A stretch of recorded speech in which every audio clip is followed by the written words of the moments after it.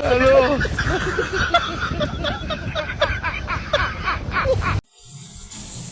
Saya tak faham kenapa video ni berkenaan dengan raja ambil gaji RM25,000 sebulan diketawakan oleh pelbagai pihak. Nak beritahu kamu lah, kamu faham tak sistem raja pada zaman dahulu? Sebelum merdeka, raja ni leader kepada sebuah negara. Malahan kalau berperang sekalipun, raja akan duduk di hadapan dahulu. Itulah kelebihannya seorang raja itu yang berdaulat. Dan yang paling mengagumkan kita, raja akan berperang di hadapan sekali, kemudian membentuk sebuah negara. Dan dulu negara ini dipimpin oleh raja, begitu juga nasib rakyat.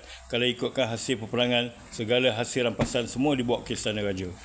Tetapi bila dah merdeka, raja kita melantik Perdana Menteri mewakilinya. Dia tak perlu lagi dah simpan harta dalam istana dia.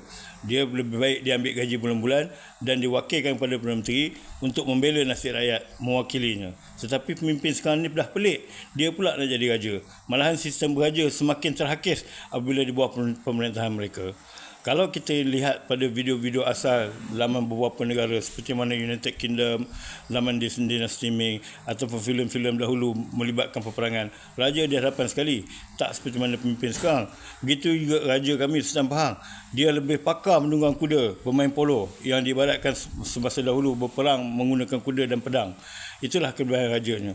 Tetapi apa yang dah berlaku sekarang ni, bila raja dah tak jadi dah memimpin rakyat dia sebagai pemerhati, dia sanggup ambil gaji setiap bulan saja. Tak perlu dah buat masuk dalam istana dia duit. Itulah kelebihan raja. Tetapi pemimpin yang dilantik oleh raja sekarang ni dah melampaui batas. Mereka pula nak jadi raja.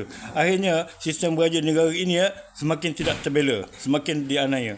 Jadi kita berhati-hatilah sebelum perkara ini lebih lanjut berlaku di negara kita. Okey, Assalamualaikum.